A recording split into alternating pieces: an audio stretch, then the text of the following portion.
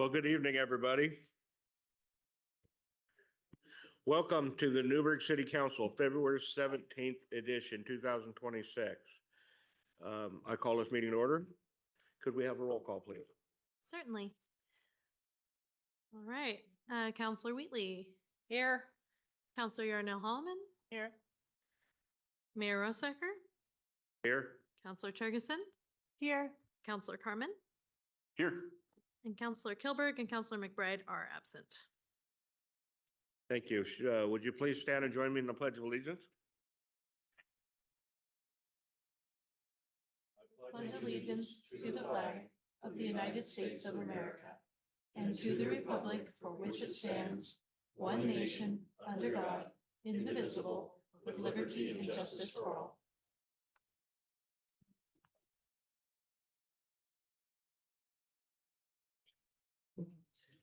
Good evening. Will's having clicker issues tonight, but let's give it a go, shall we? Now, Mr. Mayor, those were only potential clicker issues. We don't really know till we mash the button. Oh, here we go.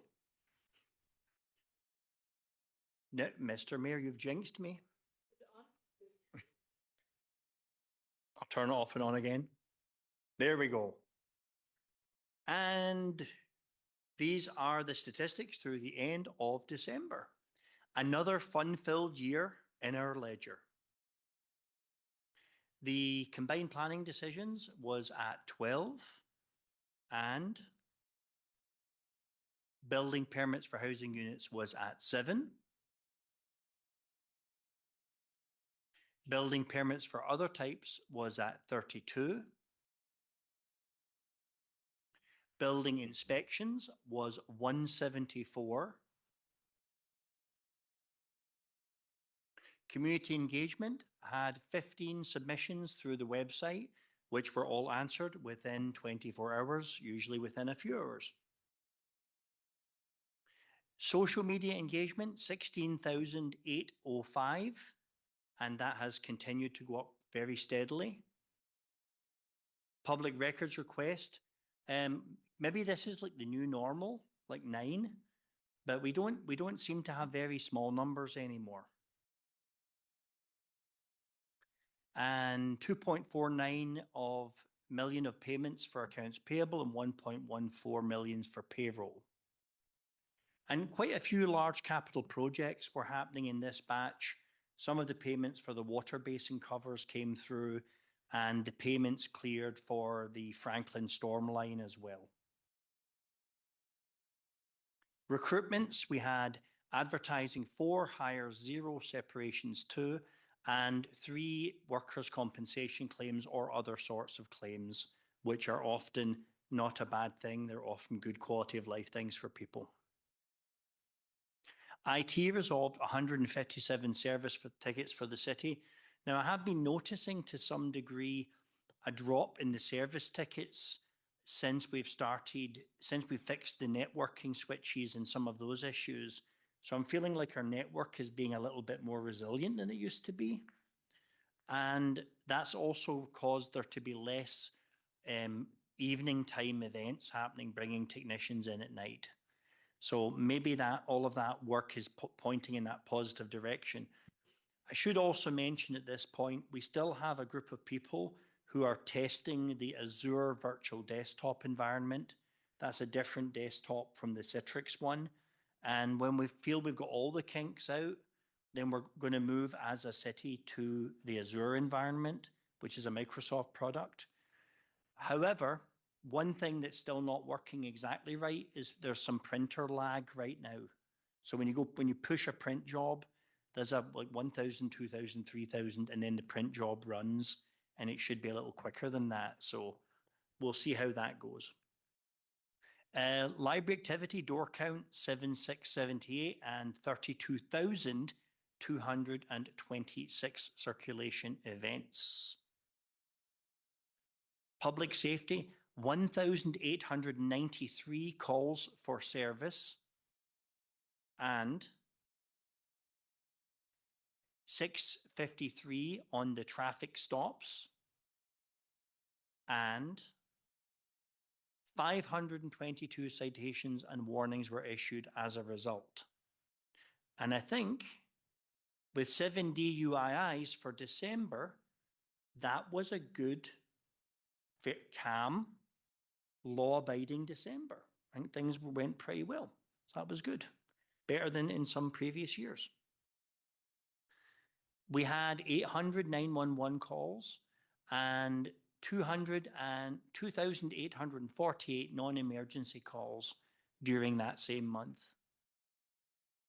Water production, as usual for a winter month, 48.68 million gallons, fairly typical for winter, and a really large treatment number because we had a really heavy rain happening, 205.5 million gallons treated, pointing to the fact, of course, that we still have a lot of I&I work to do in the city.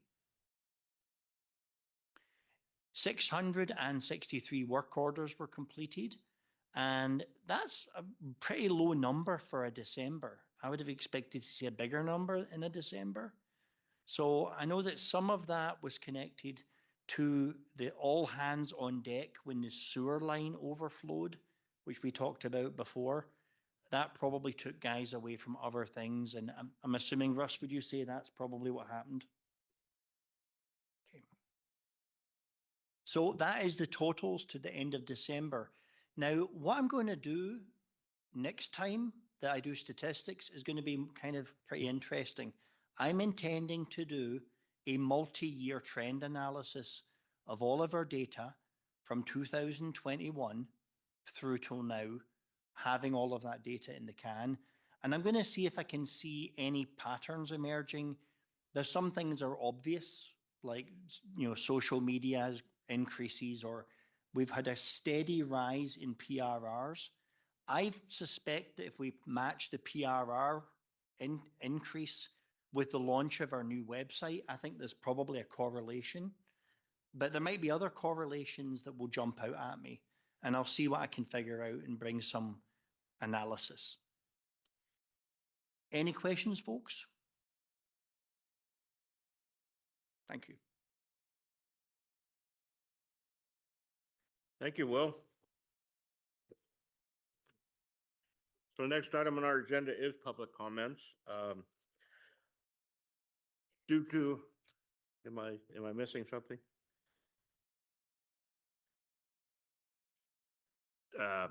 During our last meeting, it was requested that we have a minimum time for public comments. So the minimum is 3 minutes. But since there's only 2 today, if you want to go 5, that's quite all right with me. So the first is Chris Irwin. Oh, I'm sorry. I'm looking at Chris. That's not who's on this. Jim Talt.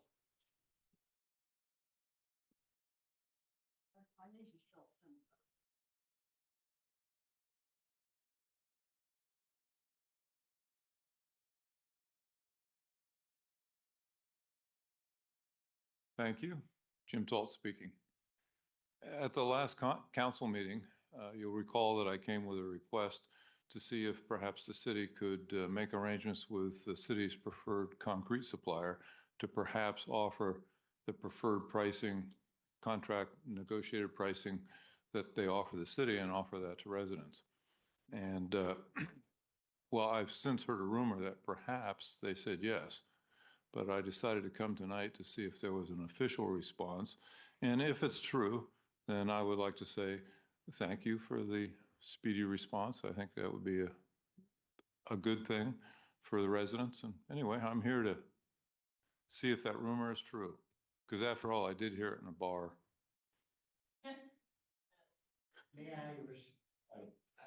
I know we don't normally. So I asked Concrete Solutions, Chris, and I actually had emailed him previously and didn't get an answer back. But when I called him, I did get an answer. He said he would extend the pricing to any resident for the multi-year schedule. And also since then, we've put all of the that are known to us, all of the concrete vendors, including that firm, all on one page, so that although people can make use of that pricing, it's clear that we're not favoring one company over another. So we've done both things. Well, thank you for that speedy response. I really appreciate that. I hope it helps some people. Thank you.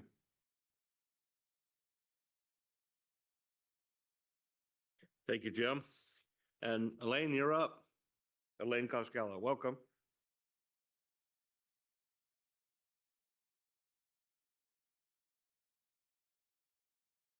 Hi, good evening.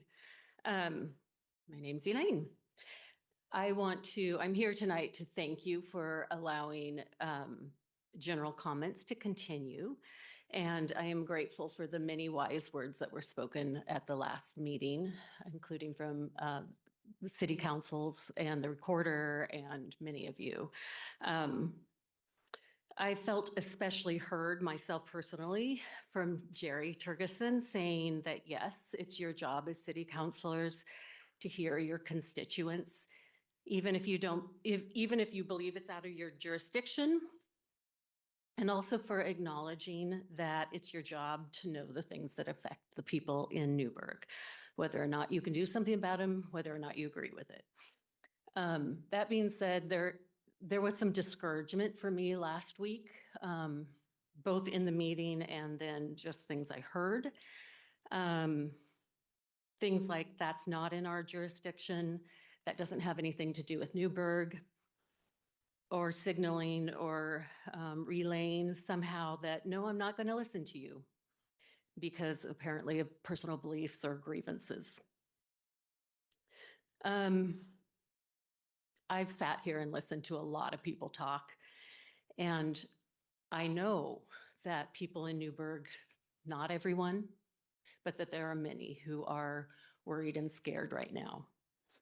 And that many of the people that have spoken have given very, very particular examples of how in Newberg things are affecting them.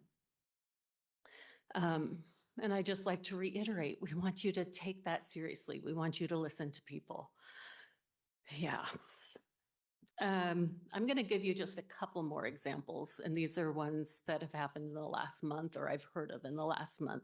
So this is examples of how national, mostly immigration policy is affecting people here personally. A business owner on the main strip here in Newberg had someone come in and say, where are your papers? I want to see your papers. I want to know that you're legal. Are you legal? I know several families who are researching ways to leave the country because they don't feel welcome here. There happen to be residents of Newberg. I have a coworker, resident of Forest Grove, who is moving in April to Japan. Those are ways that we're being affected. That will affect everyone. Another one that I see a lot in my job, I work at a school in Forest Grove currently, is bullying. Bullying is on the rise. I've been saying that for a long time, and of course it is. We do have a president who is the most prominent and powerful person in the country, and so therefore a role model, who uses bullying. What was new for me is last month, for the first time, I had a student say, you can't get me in trouble for that, which happened to be, he was calling a couple of girls fat. He said, you can't get me in trouble for that. That's what the president does. He calls it like it is, and people don't like it either. I'm just telling the truth. That is an absolutely true story. For me, the saddest part of that story was the conversation between the students after he was pulled from the room. Who does he think he is? He's not the president. Think about that for a minute. So I'm here again tonight, asking you to please seek out, to please listen to your constituents, especially minority constituents, immigrant constituents, Black and brown constituents. Know what they're going through. And then together, let's see if we can come up with some creative solutions or oversight or ideas that might help the lived experiences of people here in Newberg. Thank you. Thank you, Elaine. Our first presentation is going to be about the safety manual.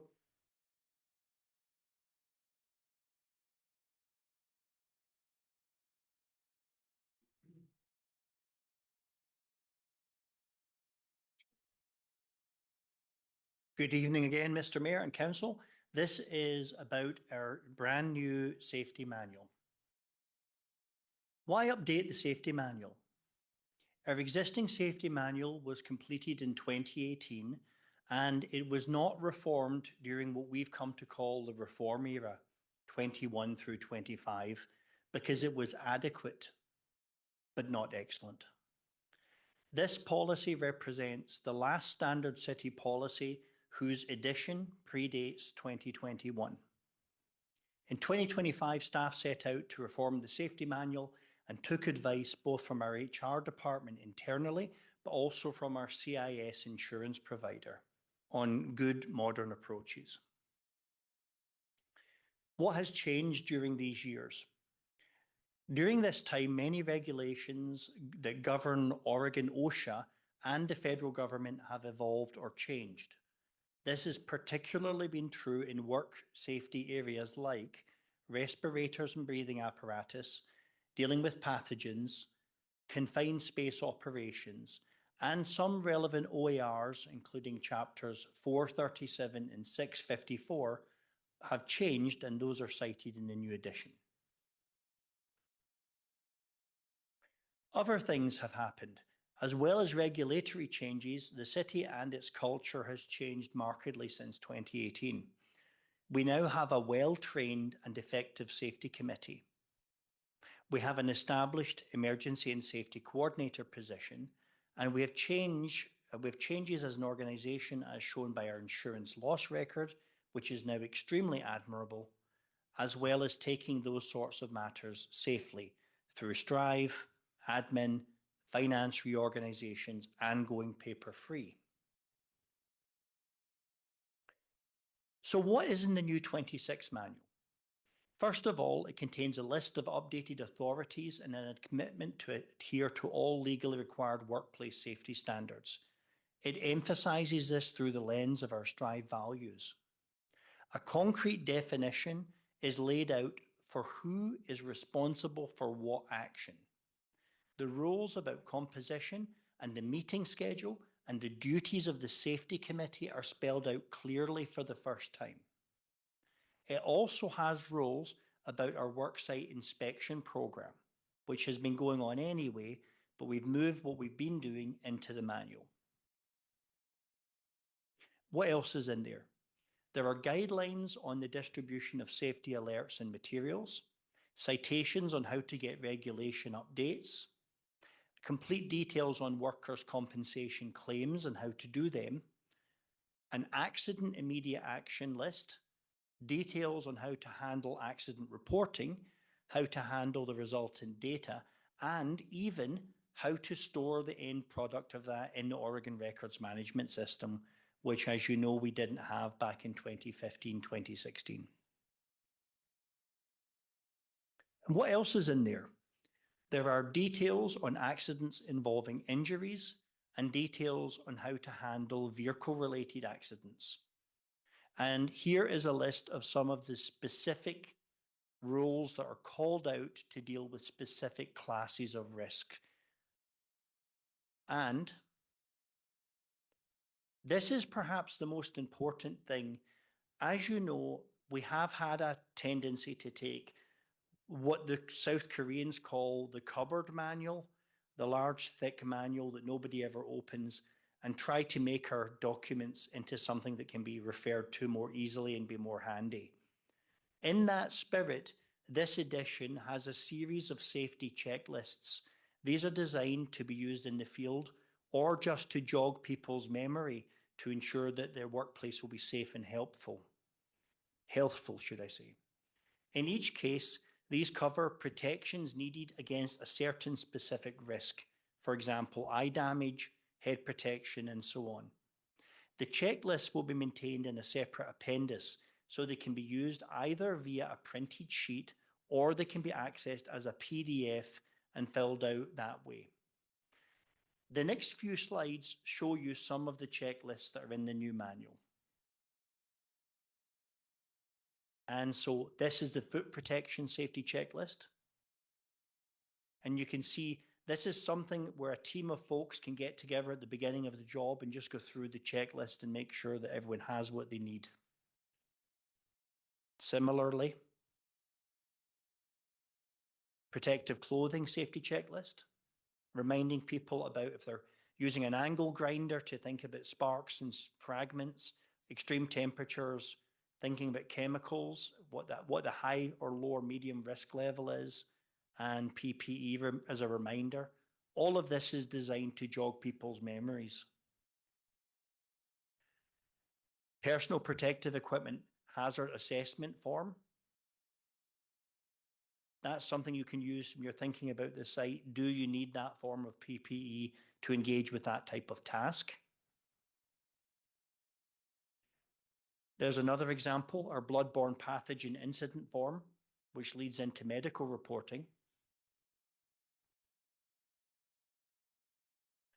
And lastly, the 2026 edition has chapters that cover our respirator program, citywide training exercises, and then there are individual department safety training standards where they commit to things like AED, CPR, bloodborne pathogen, and so on.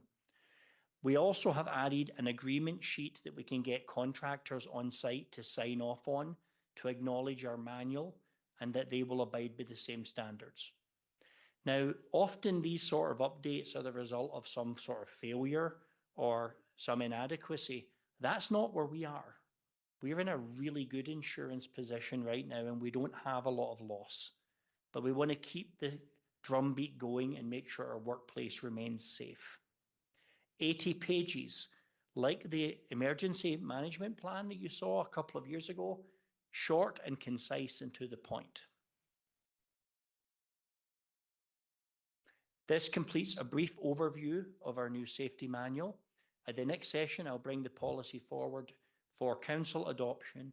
And are there any questions at this time? Thank you. That's really cool, especially because there are some experts on these matters in this room right now. Okay, and then the Honourable Mayor and Council, the Will Worthy Show continues. This is the Newberg Council Priorities Update for 2026. Over the last 4 years, there has been a major set of council objectives that have basically reset everything every 2 years. This is not therefore the actual time for a major goal-setting exercise. However, to stay on cadence, we realise that this should be 27. With that said, I would like to update the goals list a bit right now to show our community our successes to date and to recognise those successes. And because it is good for staff morale to get the recognition that we have done some of our council goals.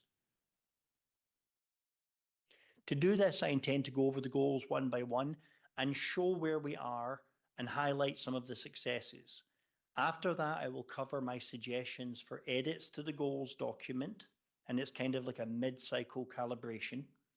And then this is key because council priorities are always a living document and we try to always achieve them. First of all, in goal area 1, continue to create and maintain a high level of customer service.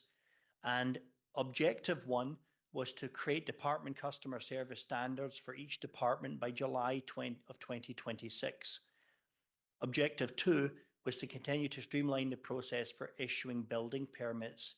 And that, in real terms, meant not only massive staff retraining, customer service focus, and implementing an entirely new software package. We have achieved all of these objectives.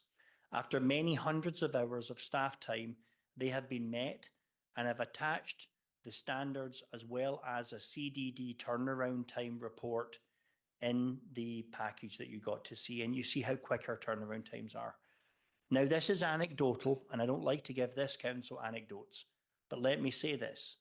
We have also no longer receiving the sort of drumbeat of complaints that we used to get about turnaround time, or in fact, in other departments, customer service issues. Goal 2, identify industrial land and attract employers, encouraging family wage jobs. Make application to bring land into the urban growth boundary to zone for light manufacturing. On this priority, the city is taking a strategic approach. As new light industrial buildings develop in the city, data increasingly supports moving the growth boundary in some manner. Additionally, we are currently working on the one-time growth boundary expansion for housing. This may inform future decisions about industrial land. So I just want to highlight that although this is not a completed goal, we're still working on it. Separately, but in parallel, I and others have had some discussions with PCC on the subject of their land within their campus. Would they consider spinning some of that off to become industrial land? Those conversations will continue. Goal 3, enhance community safety. Objective 1, work with the school district to provide the additional school resource officer. This was an on-again, off-again thing, but I'm very glad to say that it is now very solidly on again. So we have met this goal. Install red light and speed cameras and other speed restriction measures within 2 years. We have put speed slowing objects around some of our roundabouts in the forms of plastic poles. We have had thermoplastic redone marking some of our streets, and our first camera is up and operational. And we are now working on a second camera location. So we feel that this is going along very well, and objective 1 has been met, and I would class objective 2 as 50% met. Goal 4 was to create and maintain a high level of transparency with our residents to build trust. Objective 1 was to expand communications outreach in regard to regular city events and additional involvement with city business by the end of 2026. Objective 2 was to develop a new and streamlined council roles to institutionalize enhancements that came from the previous cycle, such as our 7-day publication schedule, executive summaries, including in the RCAs, and a more streamlined parliamentary procedure. Goal 4, Objective 1, has been enhanced but is not complete. Significant strides have been made in creating a public information officer position, hosting First Friday Art Walk events. We will be doing them frequently, and inviting the community to learn more about day-to-day work from our staff. We've also been attending meetings regularly with the Downtown Coalition and with the Chamber of Commerce. So I wouldn't say we're there, but we've done some good work. We're also attending a number of events, including the Old Fashioned Festival, Chehalem Valley Chamber of Commerce Friday Greeters, which we attend almost every time now, thanks to Emily going there, and the work continues. And Goal 4, Objective 2 is complete in all of its administrative glory. Goal 5 was to implement a careful and prudent fiscal policy. Objective 1, to begin reducing and eventually eliminate the city's debt in a prudent way without compromising our ability to provide essential services and functions. And Objective 2 was to reduce elements of the municipal billing statement wherever possible. Objective 1, one debt has been retired early, and the second debt will be retired 2 years early. That will occur by June of 2026. On Objective 2, the communication line item comes off the bill this summer. To reduce any further, we need to find other revenue streams, and one of my staff will be approaching you soon with a suggestion to look at a local gasoline tax. So that data is coming to a council chamber soon. So we are continuing to work on this, and we always will be. Goal 3, ensure that the city has a long-term financial plan that supports its goals and objectives. We still have to do this, but some of the precursors that were needed for this have already occurred. The purchasing manual was a necessary precursor. Going to the Tyler Encode 10 system and the digital court system and biennium budgeting were all precursors of this. We are ready to tackle this objective as these other steps are complete and work continues. Katie has assured me that this will be completed in 2026.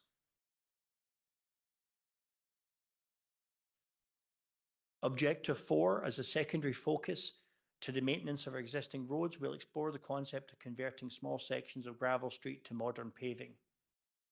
Objective 5, look for ways to fund road repairs to remove the tough fee from the utility bill. Now, removing the tough fee from the utility bill will always be a very, very heavy lift. Very heavy. However, we feel that Objective 4 and 5 are interlinked. If we are going to do these things without halting road repairs, we need new revenue streams, and staff will be bringing you that gasoline tax proposal soon, which will not be a 100% solution, to be clear. Yes.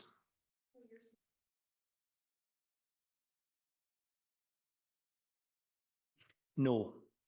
If we had a gasoline tax at the 2-cent level, and I'm currently stealing somebody else's thunder, but that's okay. We think it might raise 350 to 400,000 a year. So it would enable us to reduce the tough charge. It would not enable us to completely remove it. Because currently tough is 1.4 to 1.5 million. Goal 6 was to revitalise and beautify the appearance and utility of the downtown area. Objective 1, in partnership with NDC, seek funding sources to implement the Main Street programme. Objective 2, work with all stakeholders to explore the creation of a historic designation for the downtown corridor. In the last 7 months, $28,000 of repairs and upgrades have been done downtown specifically. Work on Objective 1 and 2 continues, and as part of the ODOT ADA ramp work and required historical impact remediation, ODOT is conducting research in the city to provide information needed to proceed with the exploration of the historic downtown designation, if it is the will of council that we do that.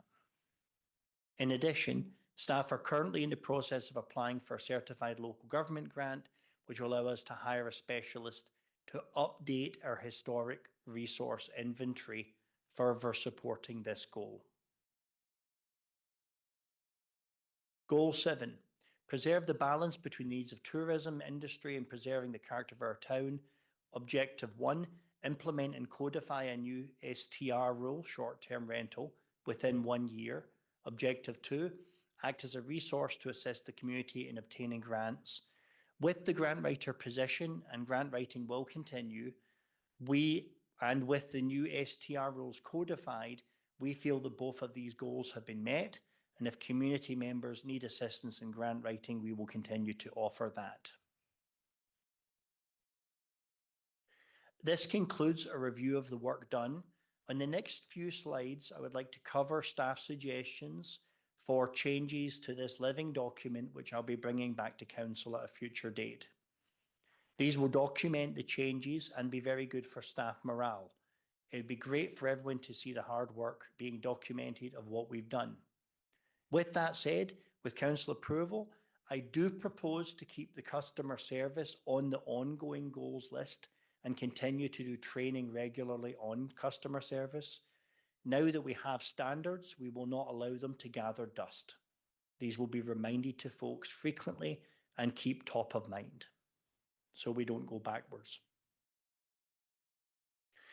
With Goal 1 moving to ongoing, I would reformat the objectives list and things would jockey around. That would become an ongoing focus. Goal 1 would become Goal 2, and so on. Goal 3, Objective 1 has been met. I propose that Goal 3, Objective 2 becomes 1. In other words, we'd shuffle the deck for the ones we've done. Goal 4, Objective 2 is complete and can be removed. Goal 7, Objective 1 has been complete and it can be removed. Therefore, Objective 2 would become Objective 1.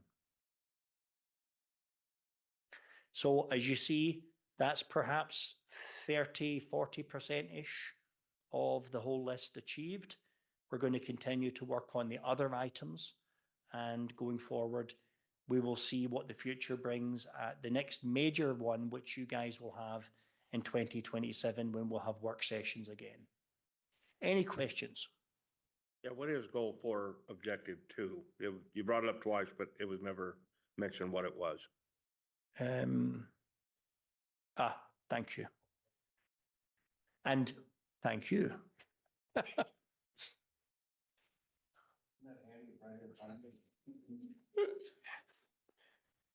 Other questions, folks? I'm very proud of my staff. They've really done so much to get these things done. We've got more to do, but we're going to keep working on it.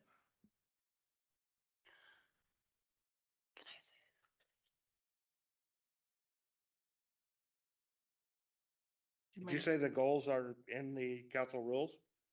Can you tell me what page? Council goals are They're just in their the own council section. goals section. They're their own section. So quick introduction to the new notebook sitting in front of you, counselors. This is just a resource manual for you that we'll have in front of you at all council meetings. If you can leave it at the end of the night, we'll make sure it's here every meeting. But there's a tab that has the council goals and a tab with the council rules, and all of your scripts are in there, so it's easy to find things.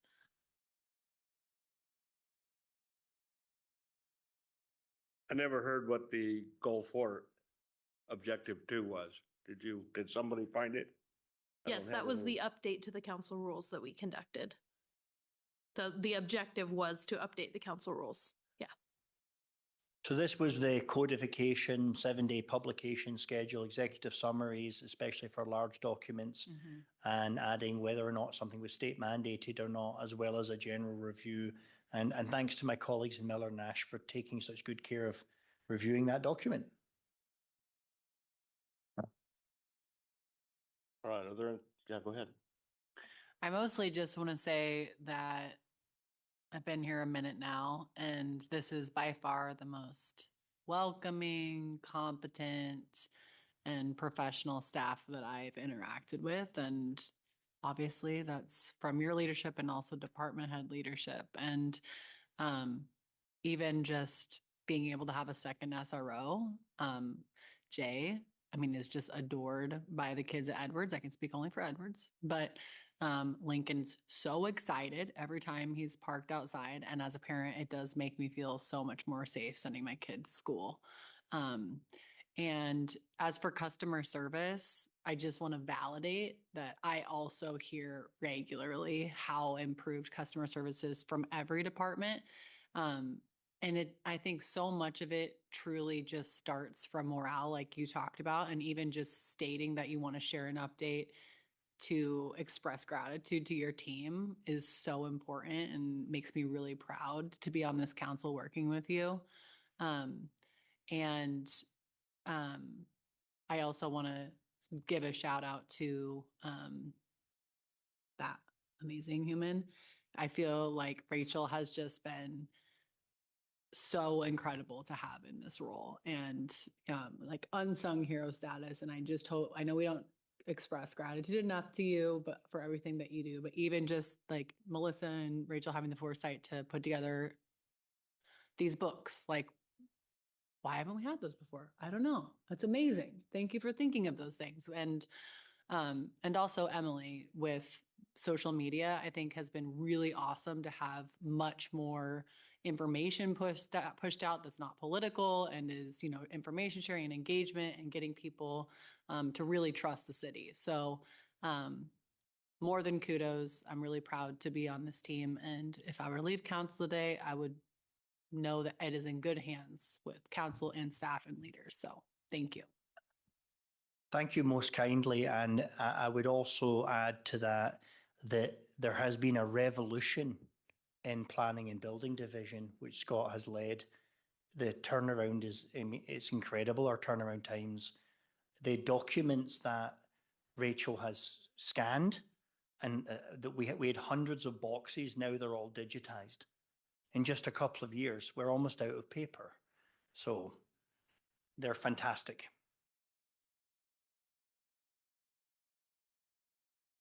All right, thank you. Well, Next item is the council committee's technology responsibility agreement. The CCTRA.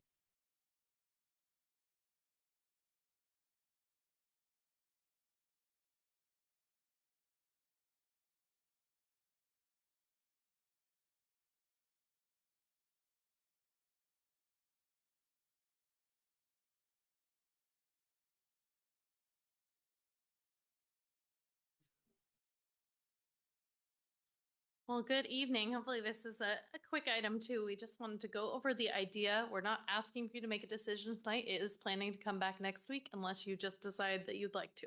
You are always able to move forward. What we have for you here is addressing a little problem we've been having. Our planning commission and all of you are provided with some devices to use in order to do the work you need to do. So, all of you have been provided with cell phones and tablets. Our planning commission all get tablets as well. And one issue we've run into is occasionally those items are not being returned at the end of terms or they're being damaged. Currently, we have nothing in place to enforce that return and to get them back. So what we'd like to have in place is a responsibility agreement. What we're proposing here is an agreement that goes over what it means to take responsibility for city-owned equipment, technology, and the expectations for returning it and not destroying it. And also a way to waive that and say, I'm going to use my own devices and I do not want to take on city devices and this liability. This is not something we've had before at the city, but it does address the issue that we can run into $12,000 or $13,000 a year in cost if we have to replace all the equipment. Now, we usually don't, but every time one of these, someone joins a commission and then their term ends or they resigns and sometimes they don't come back, that's a cost or a delay and it can be a major challenge for staff. So we'd like to be able to recoup the city's costs when we need to. Dave, do you have anything to add on this? Well, I could tell you a bunch of horror stories, but, there's some language in here about only using it for city business. We've had them used for clearly personal business before. We've had them damaged by being left in a car. We've had them get wet and be turned in. The other side of that is when someone has a personally owned device that they're choosing to use, they're coming into IT and they're making us work on their computer, and that puts us in a very bad spot. So this also has some language in there too that basically says we're not supporting that device. So basically it says our technology department is not going to support personal devices, but we will support city devices, and you'll need to make that decision. Are you going to accept the liability of taking on a city device, and that if it gets destroyed or severely damaged, not normal wear and tear, severely damaged in your possession, that you're liable for it? Or are you going to take on the responsibility of knowing you have city records on a personal device of your own and will need to turn those in the case of a public records request or legal action or anything of that sort? So we want people to make an informed decision on this, which is one of the reasons we've prepared this agreement for you to review. And we want to protect the city's interests. We believe it's fiscally responsible to have something like this in place, and it's generally good practice. But it's your decision because it affects all of you. So.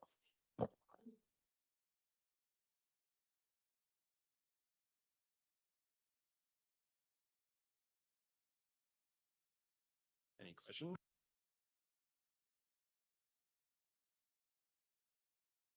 So my only thought about all of this is that I don't have a problem with paid staff being financially responsible for their documents. But when we ask somebody to volunteer on the planning commission, they have a laptop or a iPad, as well as a phone. And I don't know, it doesn't set right with me that we are making volunteers responsible to pay for a device that they may have lost. So that's my only reservation.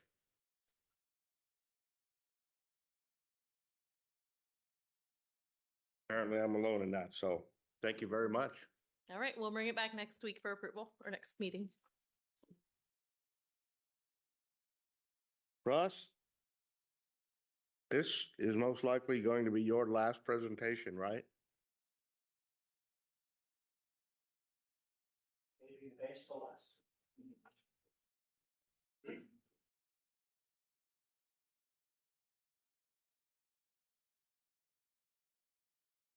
Mr. Mayor, council members, thanks for letting me go last.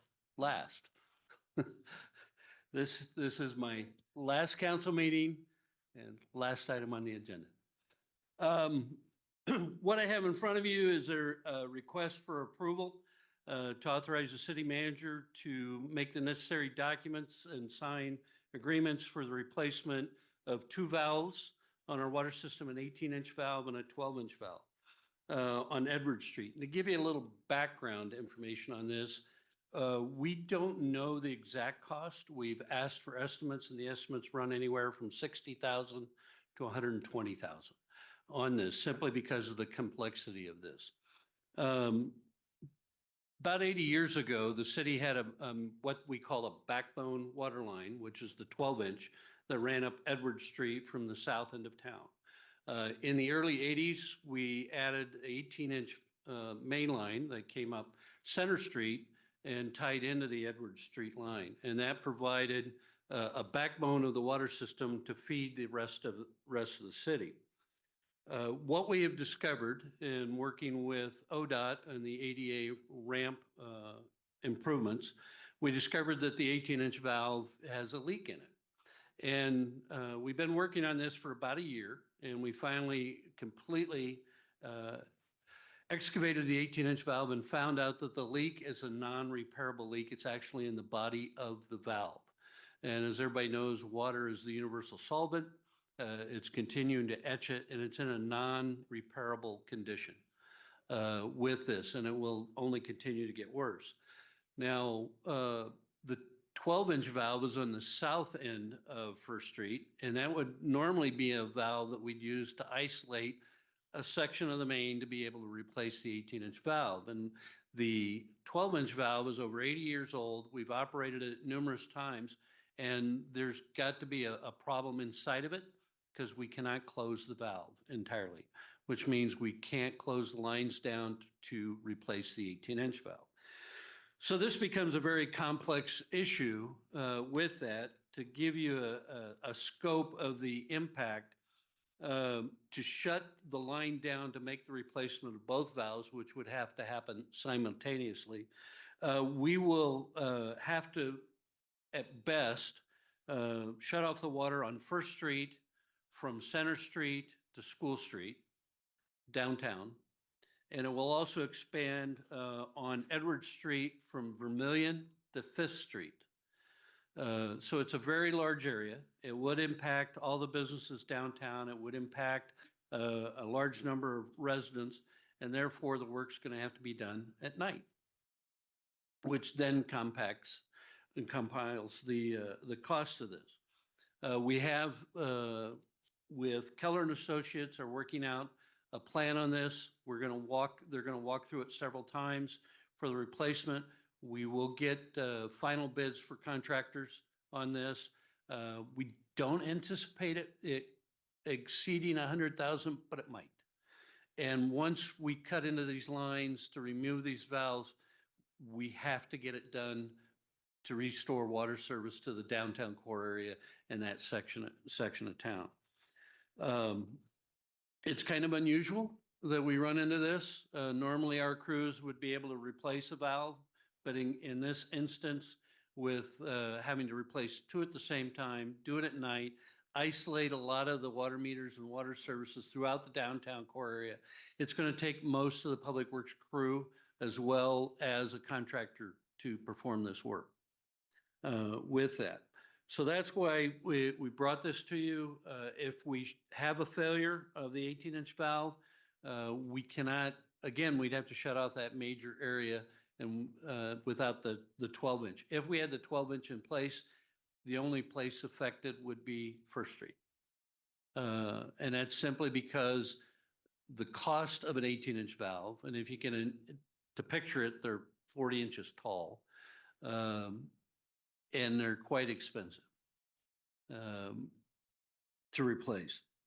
So what I have for you is a request to approve resolution 2026-4013, authorizing the city manager to approve and sign the necessary documents or contracts for the replacement of the leaking 18-inch valve and the failed 12-inch water main valves at North Edwards and East First Street, the intersection there.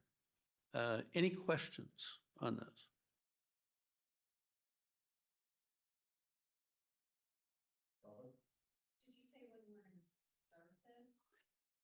We are planning to have this done. ODOT has told us that the work on this valve actually impacts one of the ADA ramps as well.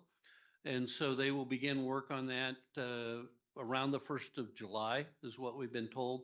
So the idea is to have this work done well before that, probably in either May or June. Currently, we do have Keller and Associates working out ODOT permits, right-of-way permits. We'll have to reduce lanes, be night work, and have contractual bids for the replacement of these valves in place. It's going to take several days. This should be able to be done overnight. It would require two crews working simultaneously in two different locations, one replacing one valve, one replacing the other. It's usually straightforward, but in this area, because of the complexity of this and the large area impacted, it's going to be a little more difficult. And you said the staff has to work at night, so is that overtime?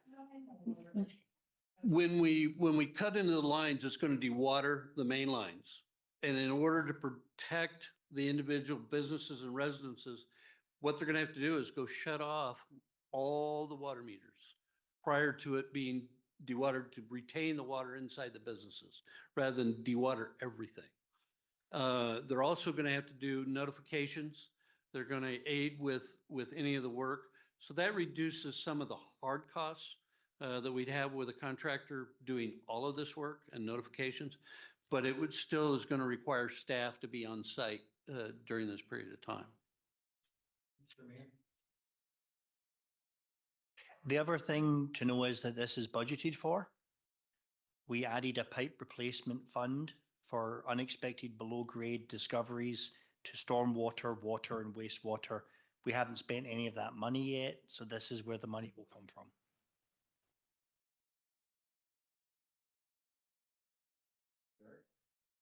I move that we approve resolution 2026-4013. Second.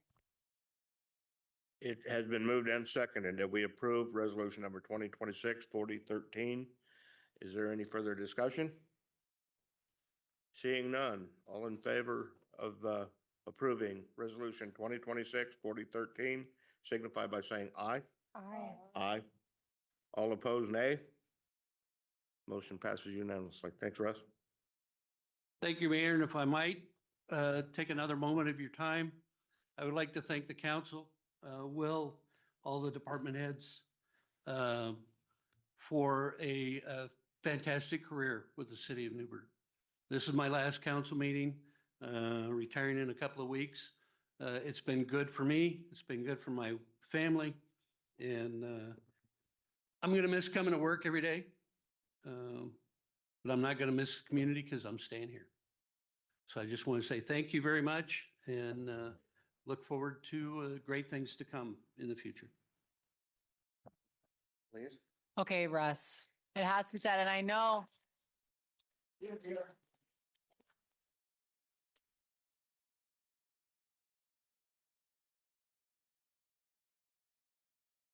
I know you hate attention, but Russ is also my neighbor, like a couple doors down, and you are truly one of the good ones. Like, and I mean that in every walk of life as a human. And one thing that I adore about you and your wife, and this is political, is I don't know your political affiliation. And that's not normal anymore. And you are a person that treats every person, no matter who they are, what walk of life, exactly the same. And I've always seen that about you and your staff since you have been in this position. Your public works team is always the most professional, happy. It's a reflection of you. And I'm so thankful you're my neighbor, and I always know you're down the street, and you are an incredible human. So enjoy retirement. Thank you. Don't let your wife shop too much at Nikki Jane's, but I'll see her there. Russ, I just want to say simply thank you for your service to the city. I'm super grateful for what I've seen and what I've learned of you and your staff. So yeah, that's it. Thank you. Thank you. Mr. Mayor. Oh, I just wanted to echo thank you as well. Being one of the newer council members, I have been so gracious for all of your background and history and knowledge. You took Derek and I on an incredible tour. And just getting to hear all of the stuff that you know and have maintained, even I think this presentation, the background of these pipes and how they got there. And I have just been so grateful for your wealth of knowledge and everything that you have done. So thank you. Thank you. And for the record, at the end of 2021, when all I could see was everything had to be fixed, and you and I went to coffee and we sat and you talked me off the ledge and we talked about how we would tackle the things one at a time. And I really, really appreciate that, Russ. I really appreciate it. And it's not just because you and I had the same psychological profile on the disc analysis. Thank you. Thank you. Hold on just a minute. Robin, were you? I mean, you don't have to. Russ, I'm going to miss you. Anytime I call, you always know the answer, you know how to respond. You're always so happy to answer anything. You just are a wealth of knowledge. The city is, I'm so grateful. So thank you. Thank you. Russ, I too have appreciated everything you've done for this city, but more than that, you're a wonderful member of the community. Your entire family, your in-laws, I know very well, and they are a wonderful Newberg family that's been here at least as long as I have. I think probably a good deal longer. Thank you. And this isn't goodbye, because I know we're going to continue to see you around at all these different events. So it's going to be fun watching you in the audience instead of in behind the scenes from time to time. Once again, thank you for your long tenure of service, and enjoy your retirement, my friend. Well, I should probably get this done before the clock changes, because we haven't spent an hour here yet. So the meeting is adjourned.